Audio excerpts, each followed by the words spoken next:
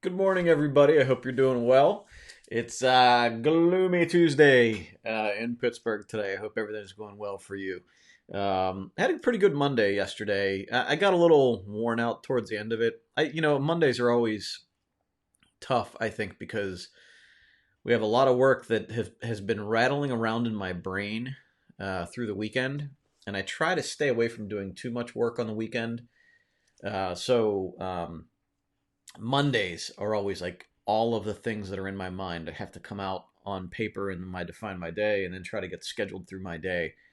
And I definitely wore out fairly quickly towards the end of the day as I started doing things around the house like 5 6 o'clock. And then the frustration builds where I almost burned down my grilling hut. I have Lynn this past summer bought me a like this place, like the shelter for my grill. So if I'm smoking anything like brisket or whatever, which takes a long time and usually has to go through some elements, uh, and so nobody likes being in the rain in the middle of the night.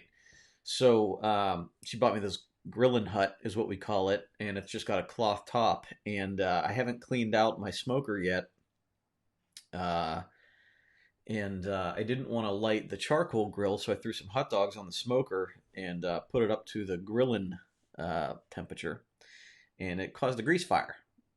So as soon as I opened the lid, the flames were like 6 feet high and burned a hole in the top of the grilling hut. So wasn't real happy about that. So by the end of the day, I was fried.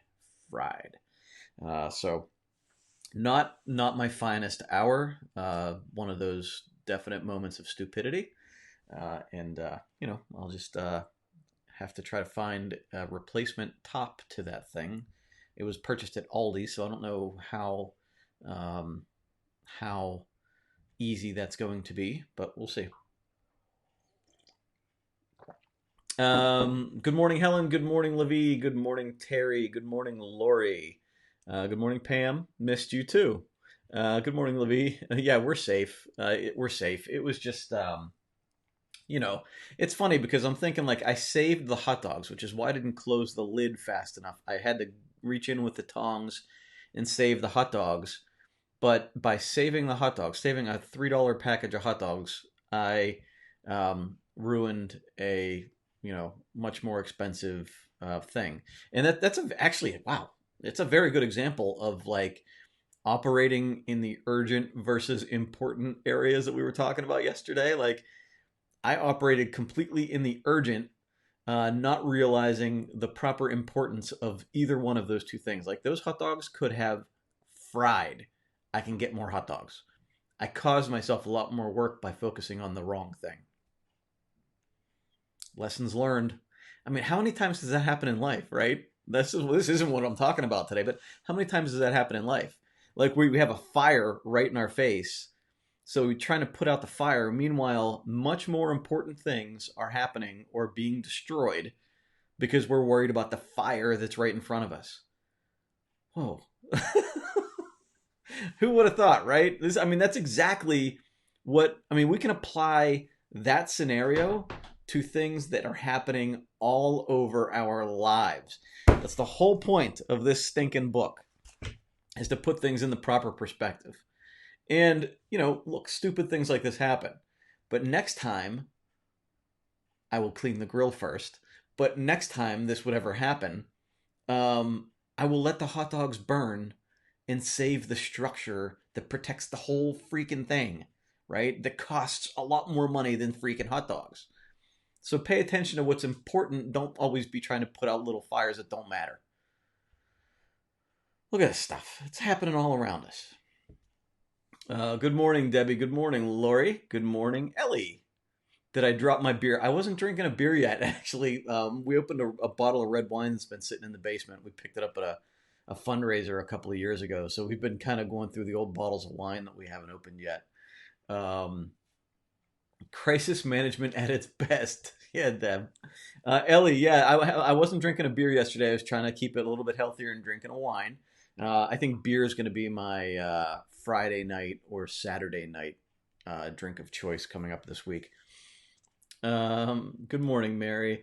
Yeah, lessons come at us from weird places, right? And that's definitely going to be one that I have to come back to. Um, gosh, I mean, it's crazy, crazy.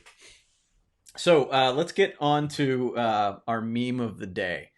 So our meme today, well, actually we have a couple, but this is one like right now, like it's quarantine day again. This is one of my favorite movies. My wife Lynn loves this movie.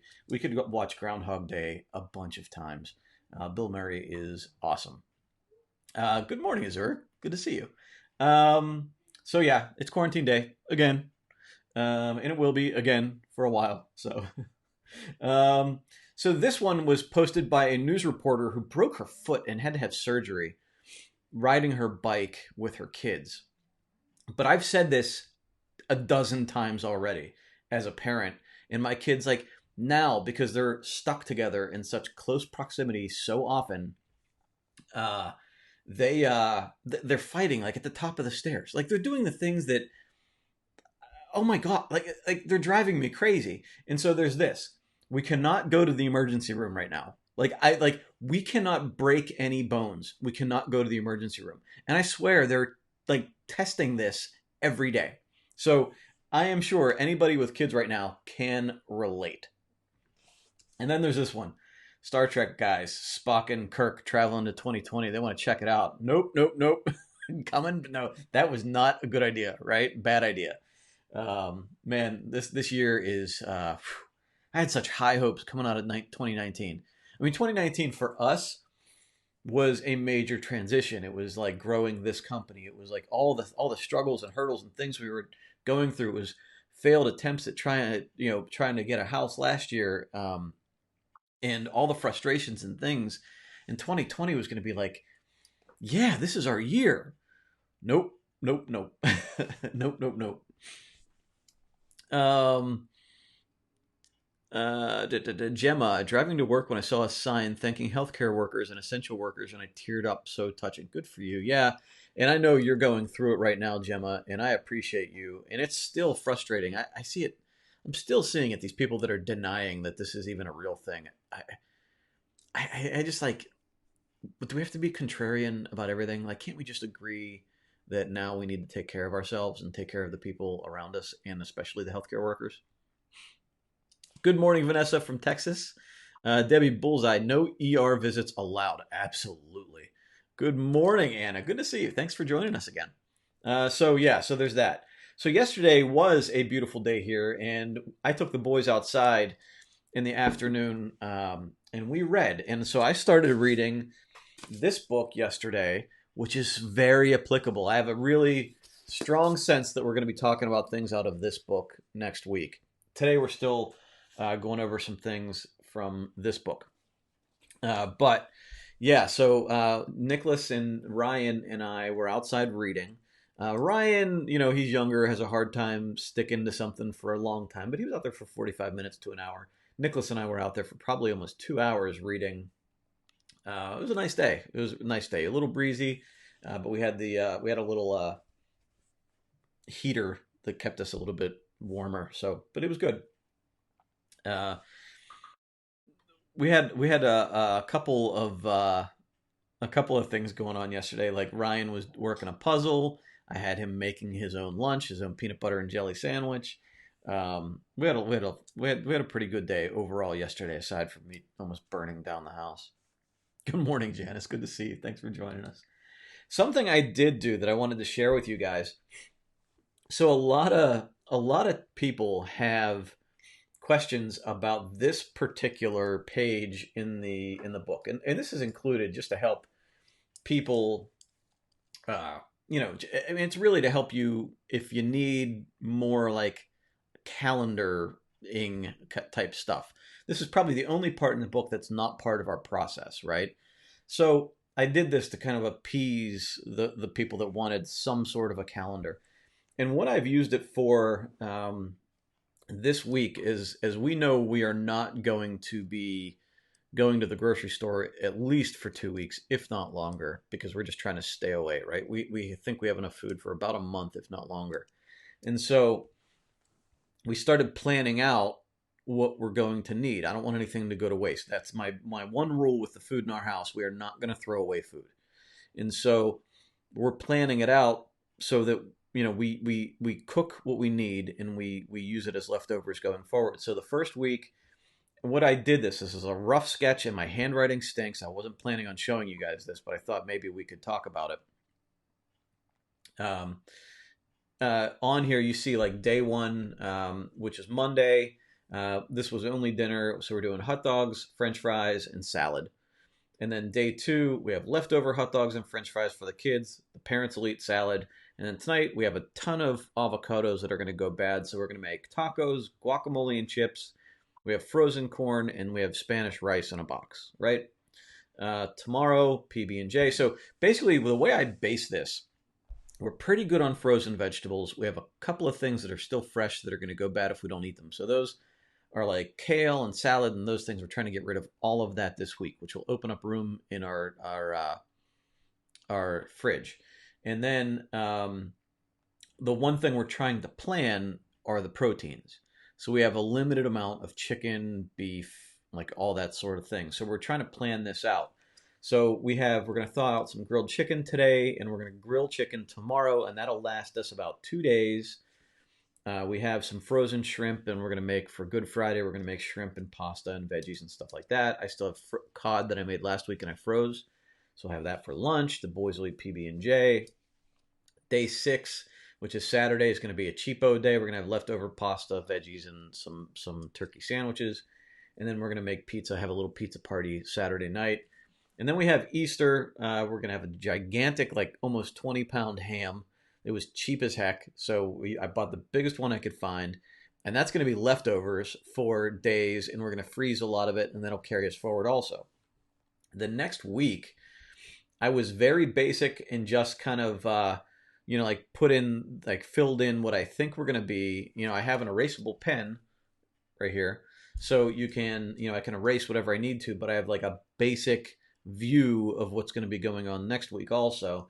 And so you can see like, we have leftover ham. We're going to have a tuna avocado salad because we still need to get rid of our avocados before they all go bad. We have frozen brisket. We're going to make pizza and wings on Friday night. We have pork chops. So just kind of pre-planning it. And I could have taken this out for a third week, but there's going to be so many variables and things going on. It wasn't really necessary to take it out too far. But I just wanted to make sure that we had some sort of a plan.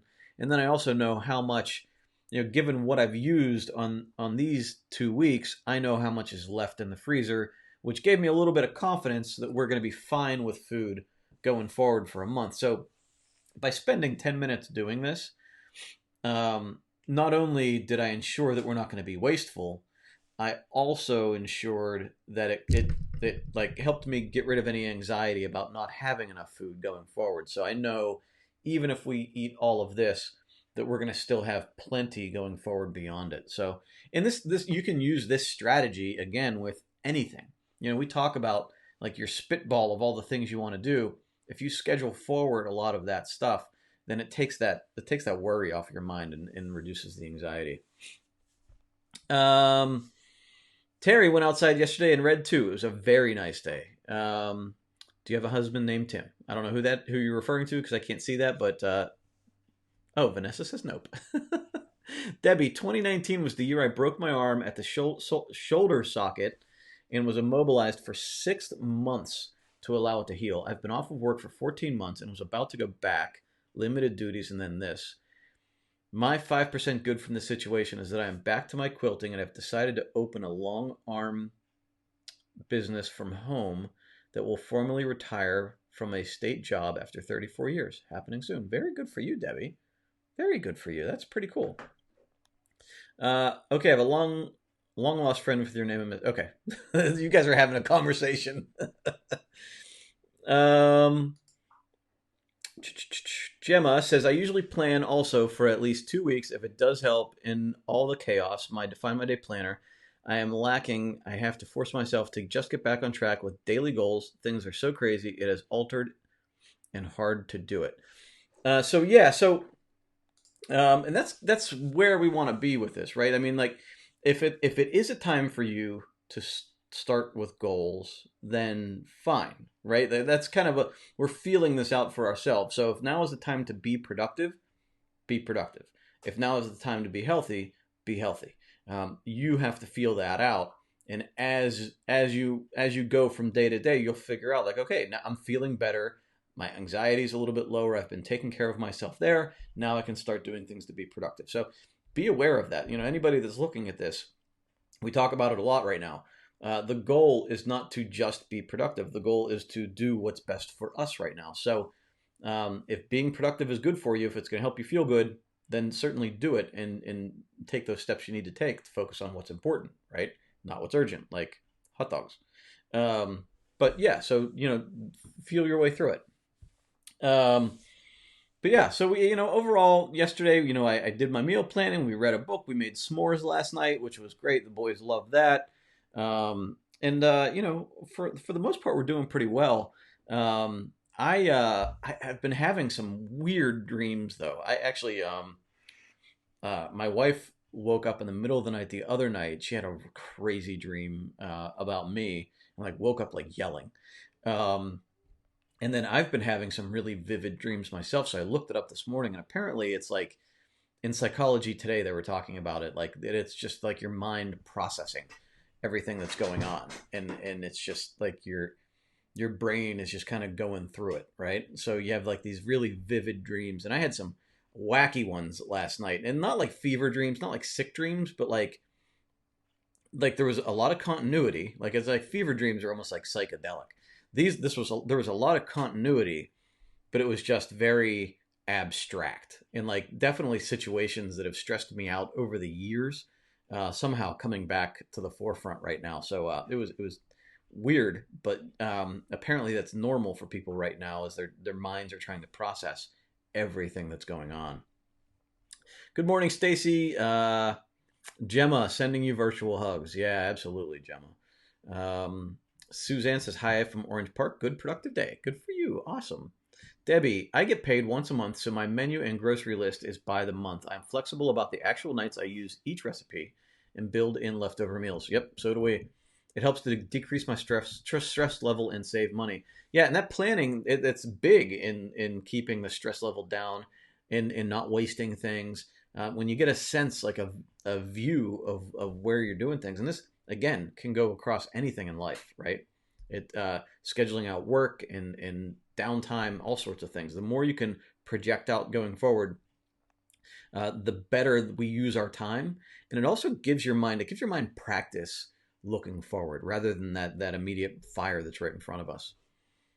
Yeah, and so Terry has been having weird dreams since this whole thing started. Yeah, it's a weird psychological thing going on right now, I guess, that's very common. And yeah, yeah, so crazy. I have this mug. So this is actually Lynn's mug. Look at this thing. It's a who is that? Kylo Ren. I took Nicholas out Christmas shopping for Lynn a long time ago. I mean, this was years. I don't even know when this was made. Uh, doesn't say. But so this was made a long time ago, and Nicholas was a little boy. I think he might have been the only one we had at the time, and he wanted to buy mom a Christmas gift, and so he picked this. And I'm the one that uses it all the time now.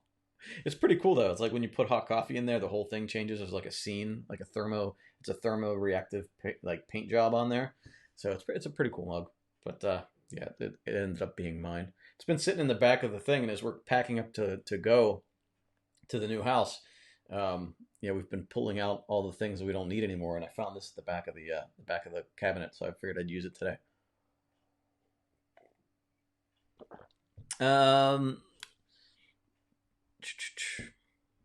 Yeah, Sharon, try writing them down. Yeah, I thought about that. I read someone that had been doing that. I thought that would be a good idea. It would be a good place to put them in the Define My Day journaling section. So I thought about that too this morning after reading that article. So Levi says, "Wow, that's been happening here too, even with my 12-year-old who rarely remembers her dreams. Dreaming has been very wild lately. Glad I mentioned it." Yeah, it's funny. I haven't seen it mentioned much at all And after doing it 3 days myself, and then the experience of Lynn waking up in the middle of the night, screaming, I mean, basically, like she had like a whoa kind of dream. I figured, I might mention it today. I was all over the place with my dream last night. Uh, the adventure of getting the boys actually schooling yesterday and today online. Janice, it's funny. My boys, mine love it. My oldest one especially. It's the first thing he does in the morning, even before breakfast. And his teacher, Nicholas's teacher, just sent Lynn a message right before I got on here. She posted a math problem or something, and there was a mistake in the video. So he messaged her. He found it first thing this morning, and he messaged her. And the teacher thought it was hilarious. She took the video down, and she's redoing the video now. But she thought it was hilarious that Nicholas was like, "Hey, by the way." So, yeah, it's a little, I guess, kind of a proud daddy moment. The kid knows what he's doing, man. He's a smart boy. All right, so let's get into this. Excuse my sniffling. I was outside, so now my allergies are kicking. Right? Love being outside. Hate what happens to me when I'm done. So this is in one of the final chapters of Dare to Lead, Brene Brown's book, and she talks about this experience she had with her husband. She calls it the ham fold over debacle. And I think that, if you'll humor me as I read this, because I think it's applicable now, because we're all under a tremendous amount of stress. And I think this type of situation can happen to everybody, possibly daily.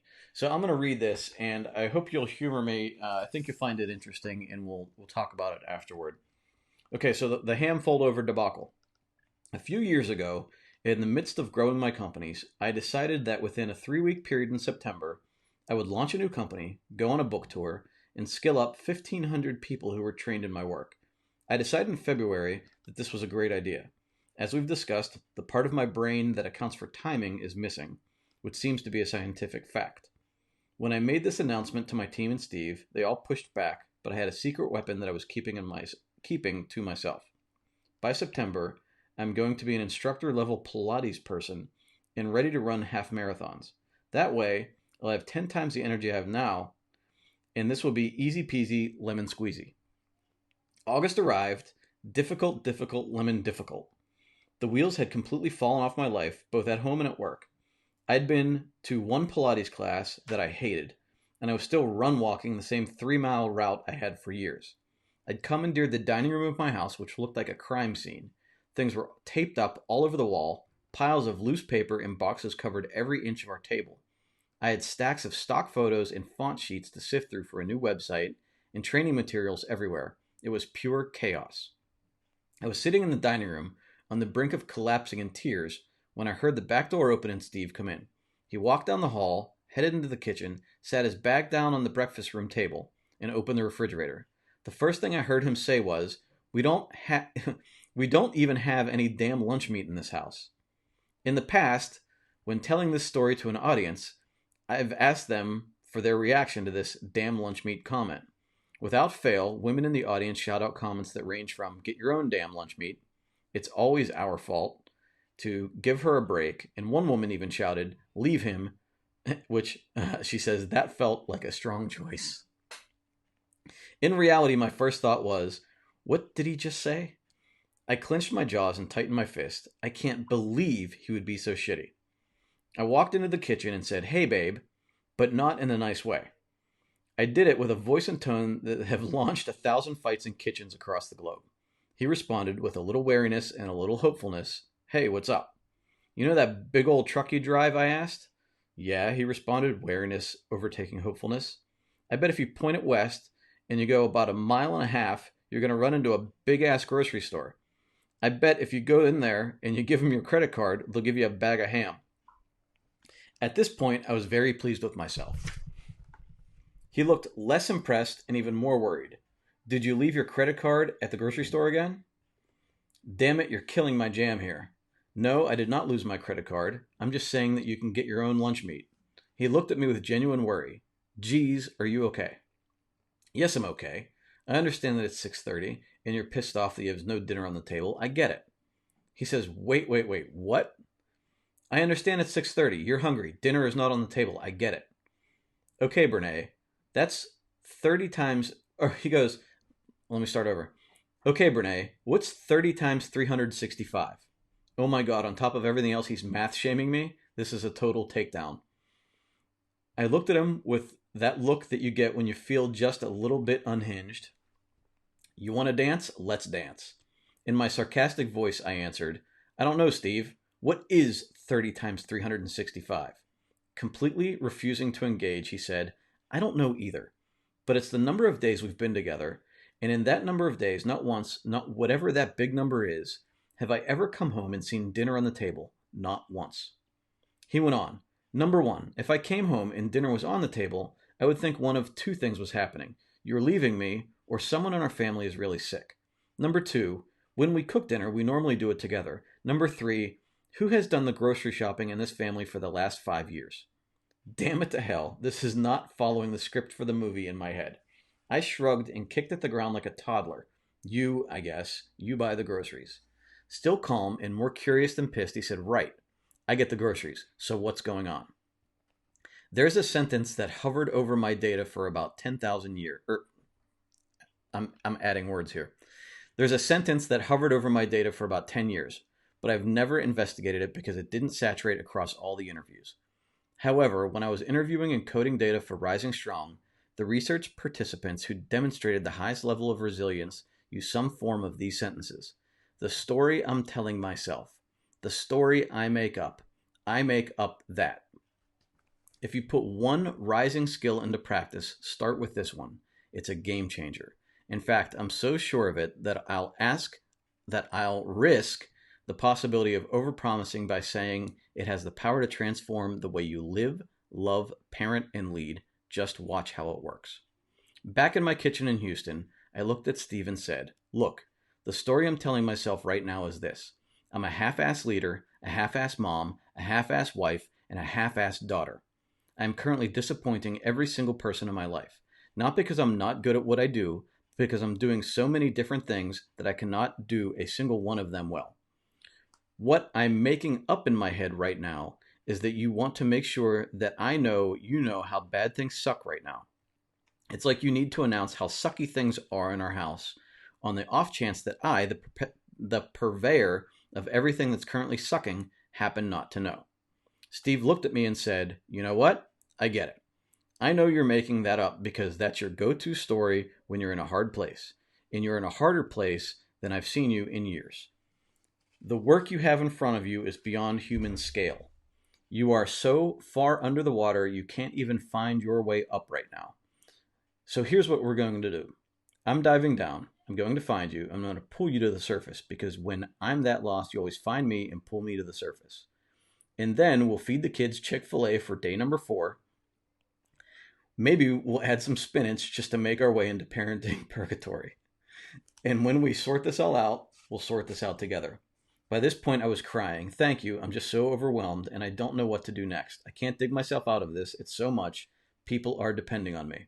Steve gave me a long bear hug, and when I pulled away to wipe the snot off my face, I looked at him and said, Can I ask you an honest question, though? He said, Yeah, of course. And he pushed the hair off my face. Why the big proclamation at the refrigerator? Why the we don't have any damn lunch meat in this house announcement? Was that a jab? If it's okay if it was, I get it. But it was was it a little dig at me or maybe just the situation? And Steve says this, which I think is great. Let me think about it, which we don't take time to do. Like we just respond. So he says, let me think about it. Steve is a very sincere guy. And I thought he'd come back with, yeah, I'm kind of sick of the stress. It was a little passive aggressive. But instead he said, I'm so hungry. What do you mean? I asked, totally confused. I'm just hungry. I said it because I'm hungry. I got stuck with a patient at lunch, and on the way home I thought to myself, we probably won't eat until 7. I'm going to make a ham fold over. And? I asked, still confused. And nothing, that's it. I'm hungry for a ham fold over. Ah, the ham fold over debacle. I'm guessing every person with this book in their hands, and everyone who is listening on audio, has experienced the equivalent of a ham fold over debacle. You make yourself the center of something that has nothing to do with you out of your... Wait, let me go back. You You make yourself the center of something that has nothing to do with you out of your own fear or scarcity, only to be reminded that you're not the axis on which the world turns. That's not just one of the oldest maneuvers in history. It's our brain at work, ironically trying to keep us safe. Holding this story in mind, and then she goes into breaking down the three-step process for learning to rise. So I'm going to stop there because I think that whole back and forth is kind of the experience that we, I think, are probably having right now. It's like we're in relationships when we're stuck in a house together. We have this pinball effect where we're just banging into each other through the day, each having our own emotions and then probably responding to their emotions that the other person is having. I actually think Lynn and I have handled this better than we handle normal life because I think we're both understanding that the other one has things they're going through while each has their own responsibilities. We even sort of had the conversation yesterday because she is saying, I'm the one doing all the packing right now, which is a story she's telling herself. And I'm saying, well, no, you're not. And she said, well, I'm doing most of the packing. And I said, well, yeah, absolutely. I said, because I'm trying to continue to run our business. Well, I'm still doing work in the business too. I said, you are. But once you're done with your work, you're done for the day and you can go on to do other things around the house. My work, like I can do as much work as I want through the day and I still have more work to do, right? Like there's no shortage of work for me. She's packing and she does the things that she does, but then once that's done, it's done. And so I said, and beyond that, I said, I was driving everything to storage the other day. I spent hours going to storage, coming back from storage, like taking all the boxes that you had packed. Like I'm involved in it. I'm just not the primary person in it. So it's that the taking time to have the conversation and the thing about the interaction that Brene had with her husband, his response was incredibly good because he, instead of going, well, there's no food in this house, like he can get defensive and flip out and lash out, right? Which I think a lot of us do. I've done it. But he was kind of like, hey, look, I understand. And he even took the time when she asked him, what was that all about? He took the time to back off and say, I'm not sure. Let me think about it. I think that's incredibly important because a lot of times we're so quick to respond or react, actually. I mean, this came out of a Covey book, I believe. There's a space between stimulus and response. And in that time, we have the opportunity to change the direction of where we're going. And so we can choose to react where somebody or something happens, somebody says something or something happens, and we just react out of instinct, right? Or we can pause for a moment and we can respond in the appropriate way. That's what he did there. He, understanding that he was getting pulled into a shitstorm that he wasn't sure like how he got into it, right? And he could just take the bait and go, right? If you're in a toxic relationship or if you've had toxic relationships, you know how this can spiral into a complete shit hurricane, right? And so, he realizing that he was getting sucked into something says, whoa, let me try to understand this better, right? And I think if anybody can do that, like that is key in a lot of this. Whether it's responding to a comment on Facebook or responding to a spouse or a friend or some jerk that cuts you off on the street, like you can say, whoa, I see where I'm going here. Let's pump the brakes for a moment and let me try to understand why and how and what's going on, right?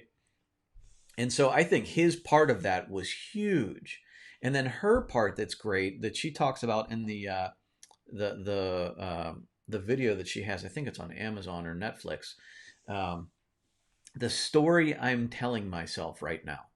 Because a lot of times, we hear something and our brains are already telling us a story, right? Our brains are already saying, I'm not good enough. I'm so stressed out. Everybody's mad at me, blah, blah, blah, blah, blah. We all have those stories, right?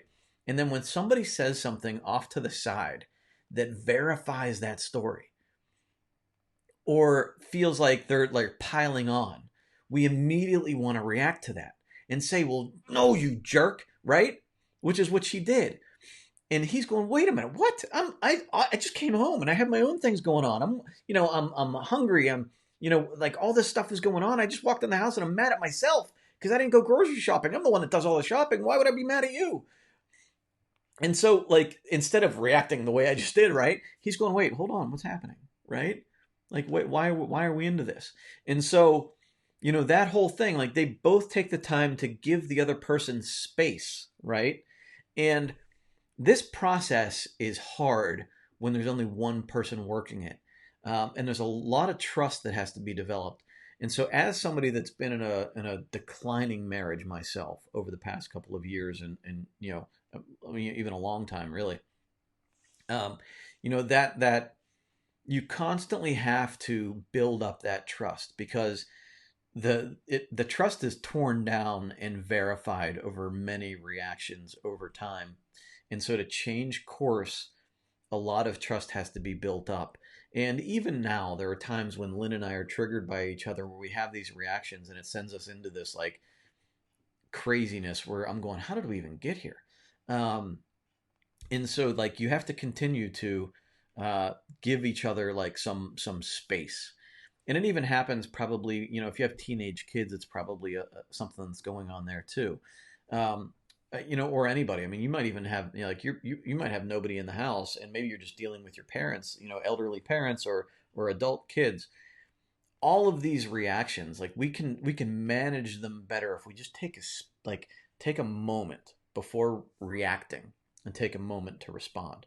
So I thought that was incredibly important. That passage was incredibly important right now because we're in these spaces, right? I mean, we're in these tight spaces where we're not getting out, and we have to take more time now to appreciate that the people we're living with, no matter what age or who it is, the people we're living with are going through this in their own way. And they, at times, are going to be overwhelmed and overloaded when we're not going to be. And I've observed that with all of us. My boys have been overloaded at times or just cooped up and need to do something at times. Sometimes they need just a little bit more love and affection. My wife and I mean, there have been times I've explained over the past weeks that I've been strong and just like mission driven, and she's been anxious or worried or sad, worried for her parents, worried about herself, worried about us, worried about the business, like all this stuff, right? But then when she gets over it and works through it, wouldn't you know that then I start like, because I've been working mission driven, and then once the task is over, that now I'm going, okay, now all of the stuff, like I've been holding it back as I plow forward, and then when I'm done, now it all comes back at me, right? And now it's all coming in, and I'm going, oh my goodness, oh my goodness, oh my goodness, and then like so she's fine, and now she has to give me space to like work out my stuff, right? And so and that back and forth happens quite a bit, and we just have to give each other this little bit of, okay, like you're going through something, like take a break, or like we can take a break and I'll give you some space. I can be there for you if you need me, let me know. But I think we have to have that ability to not react and spiral into this craziness. Yesterday, almost completely burning down my fire pit. Like Lynn was like, "What's going on?" Like peppering me with questions, and I'm like, "I just need a moment. I need a moment. Please leave me alone." And she's like, "Well, why?" And I'm like, "Please give me a moment." And like I could have now, I mean, in the past, like 5, 10 years ago, I might have like flipped out, right? Like, just leave me alone, like But I'm just like, and then I know, like in my mind, I'm going, I know she's trying to help.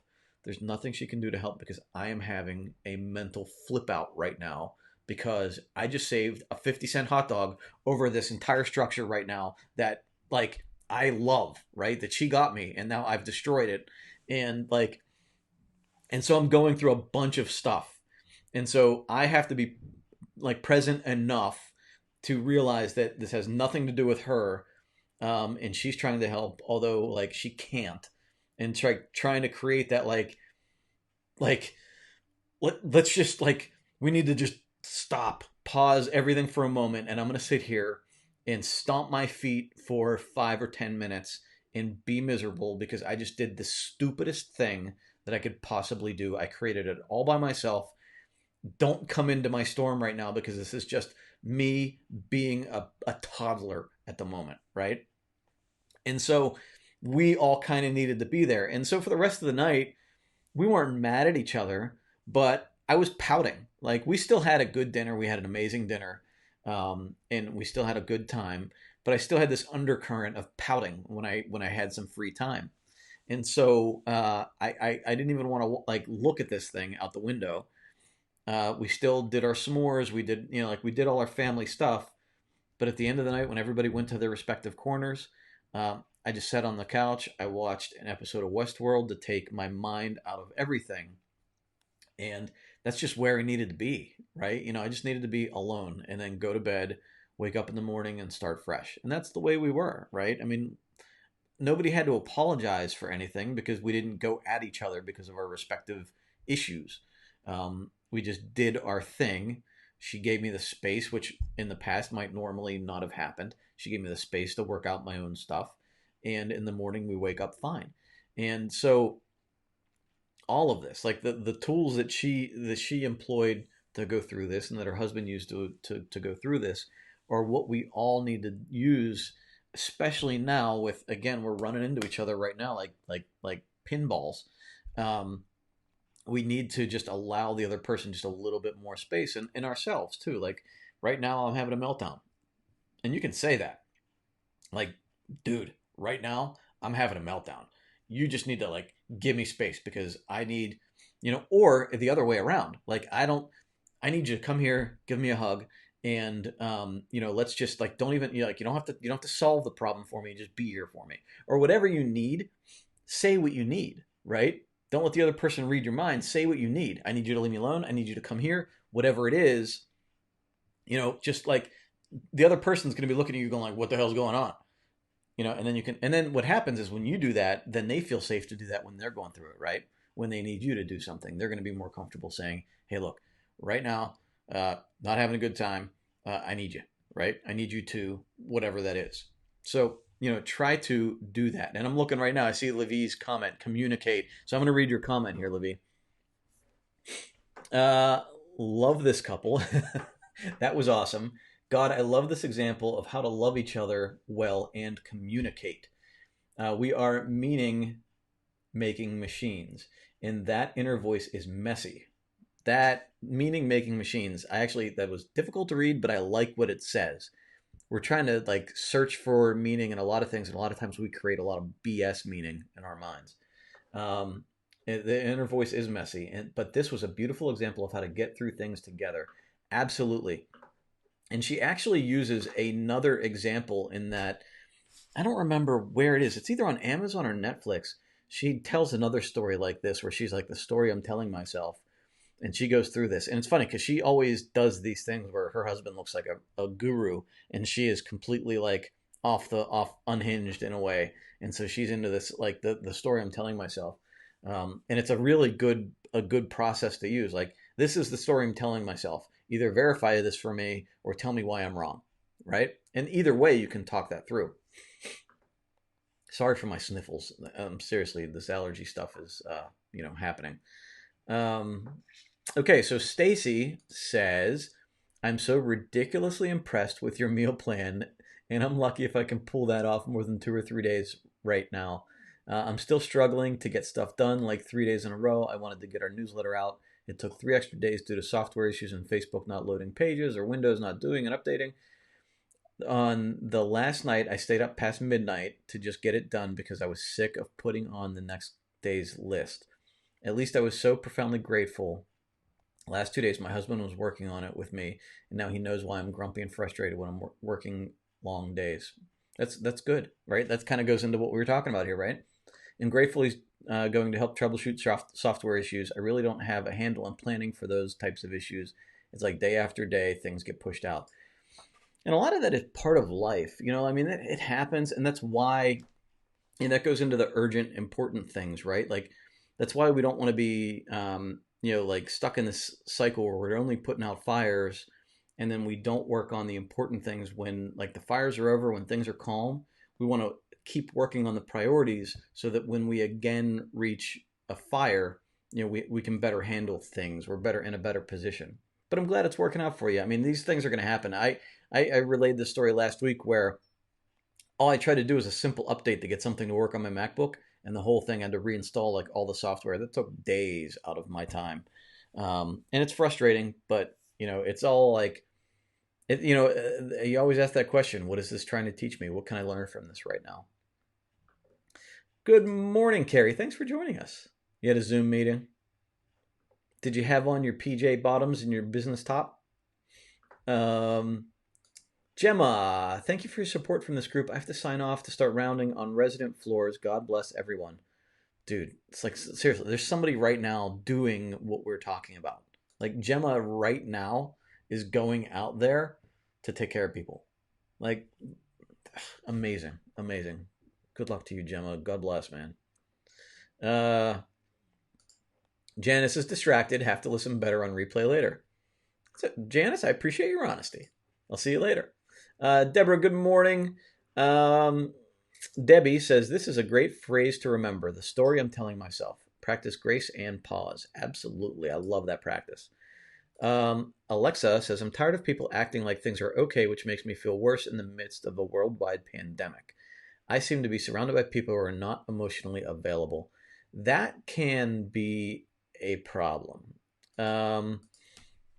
I experienced that when we lost our second baby. He was stillborn, and we knew what was going on. I'm trying to not get emotionally involved with this right now, but so he was stillborn, and we knew about it for about 2 months that he was having problems.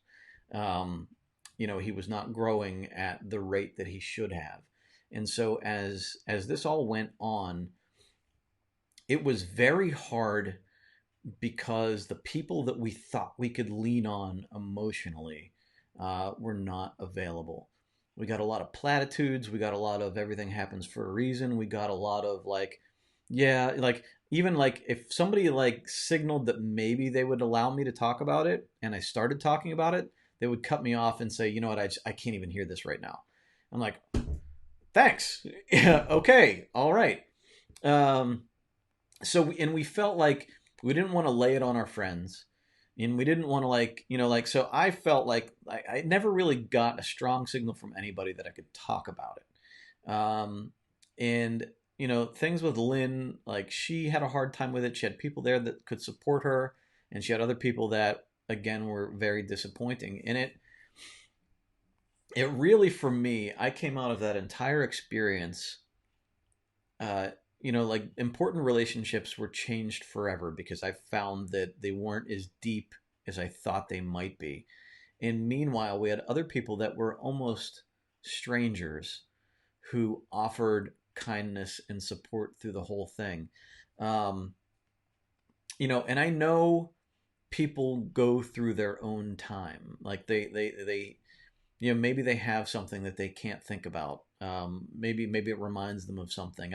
I know there's a lot of people that there's reasons they can't offer support. Uh, but that emotional availability is really important. And I think that now, Alexa, that we kind of like these situations put things into a different perspective as far as our relationships are concerned. And for me, for years, it called into question a lot of the relationships I had.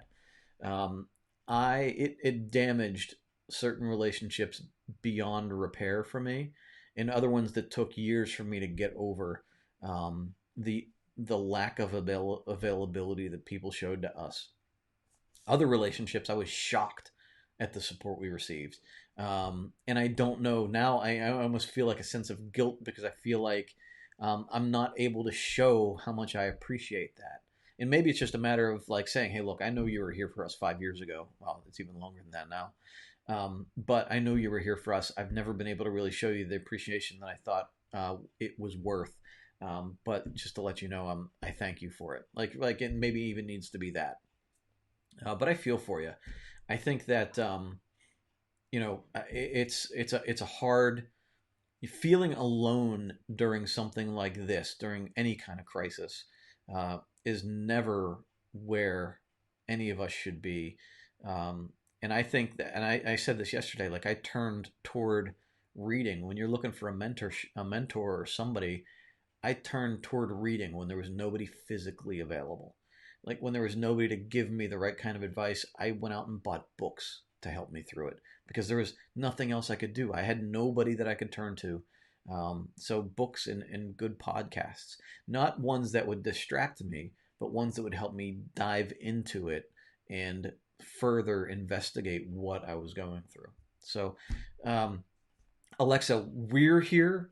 You know, if you're You are you, 2.06 miles, 3.31 kilometers, northeast of the center of Washington Junction, Pennsylvania.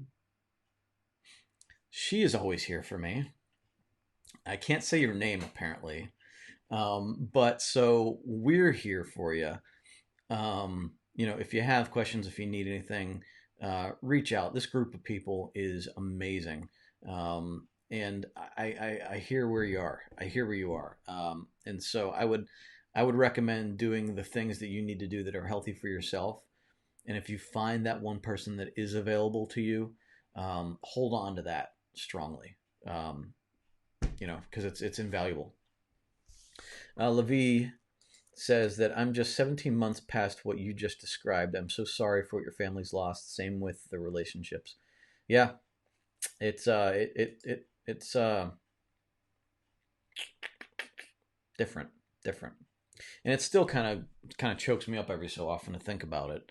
I'm better now, but you know, it's crazy. It was a process because you know for the 2 months that we tried to keep him alive, we were preparing for him to be born prematurely, and right when we got him to the point where we thought it could happen, he went south, and we prayed for the best thing to happen, and maybe the best thing did happen, but she still had to give birth to him.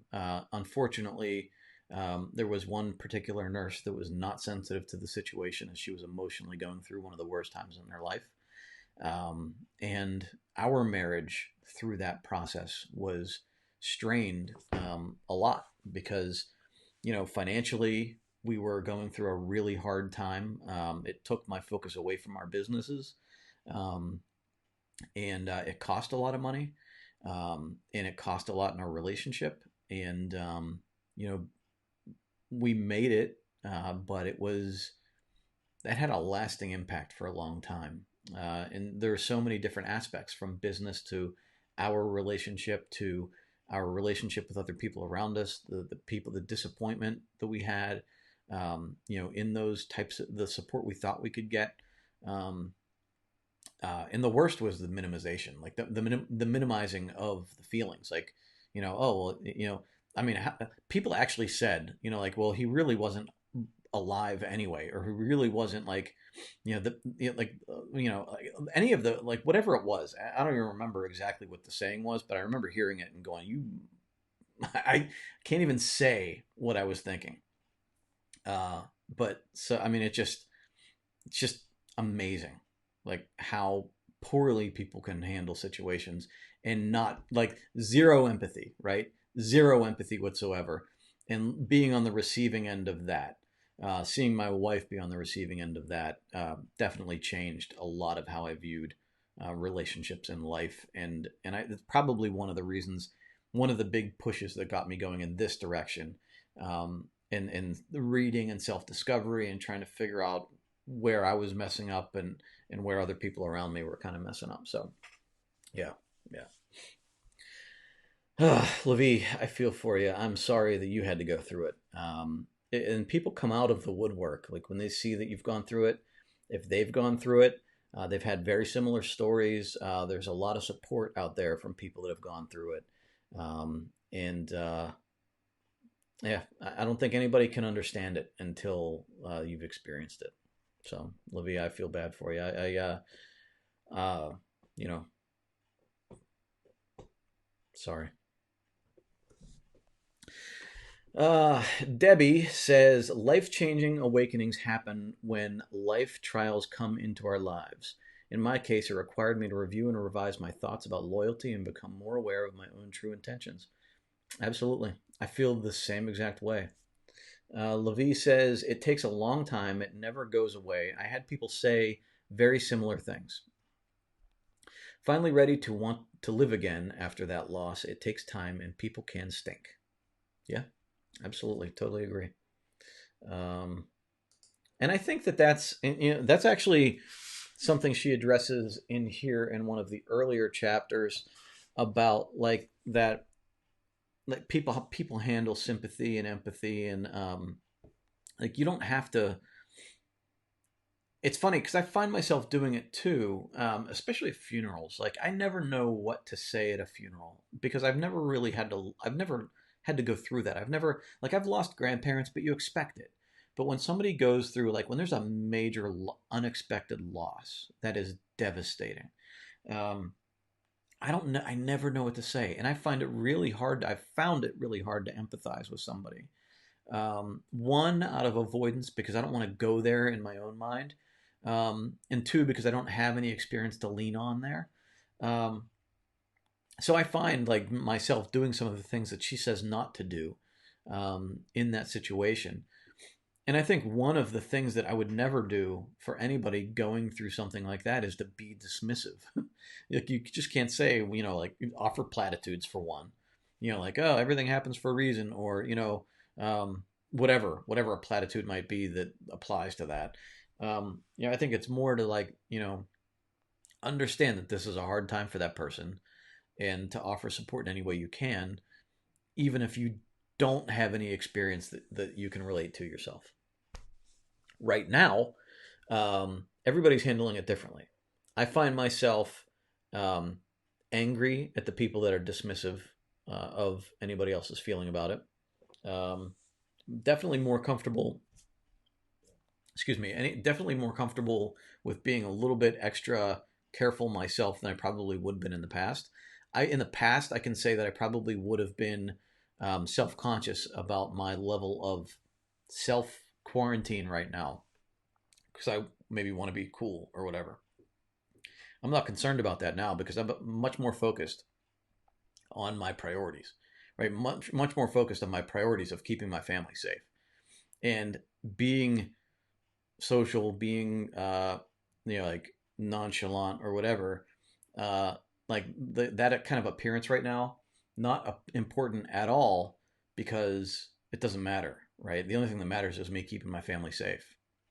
So that's kind of how why I'm perfectly fine. Like if anybody thinks I'm taking it overboard by quarantining my packages or going overboard by not going outside or not answering the door, like we answer the door, but I don't open it, right?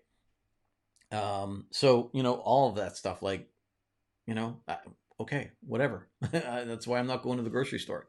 And if you think it's funny or me going overboard, I don't care. I don't care. I got to do my thing, right? Now the thought comes into my head, like old thoughts creep into my head, but whatever. I'm taking care of what I got to take care of. I know what my priorities are. But our process helped me figure that out. So, but look, we're heading up on an hour now. I don't want to go too far into this anymore. But I think that there's a lot we could learn from the story with Brene and her husband.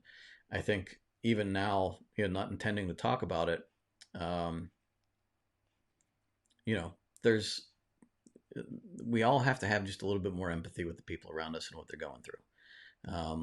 Big and small. I think we can have the small point of understanding. So, uh, you guys take care. Take care of yourselves. Stay healthy.